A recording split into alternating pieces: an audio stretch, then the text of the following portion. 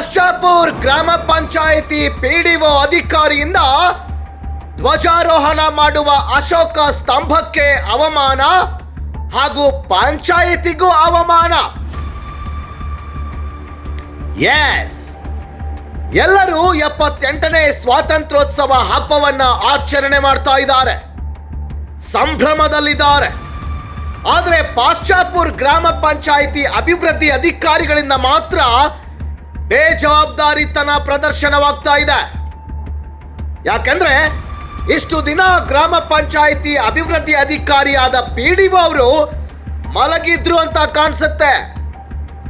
ಇವತ್ತು ಸ್ವಾತಂತ್ರ್ಯೋತ್ಸವ ದಿನ ಇದೆ ಅಂತ ಗೊತ್ತಾಗಿ ಬೆಳಗ್ಗೆ ಸುಮಾರು 7:20ಕ್ಕೆ ಬಂದು ಗ್ರಾಮದಲ್ಲಿರುವ ಅಶೋಕ ಸ್ತಂಭಕ್ಕೆ ಇವಾಗ ಬಣ್ಣ ಬಳಿಯೋದು, ಅಲಂಕಾರದ ಪೇಪರ್ಗಳನ್ನು ಹಚ್ಚೋದು ಮಾಡ್ತಾ ಇದ್ದಾರೆ.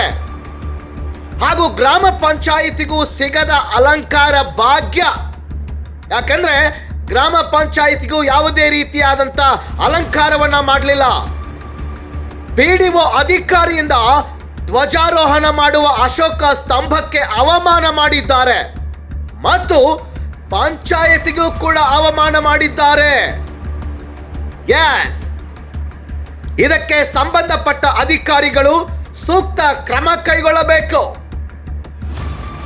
ವರದಿ ನೀಲೇಶ್ ಜಗಜಂಪಿ, ಹಲೋ ಹುಕ್ಕೇರಿ ನ್ಯೂಸ್, ಪಾಶ್ಚಾಪುರ್.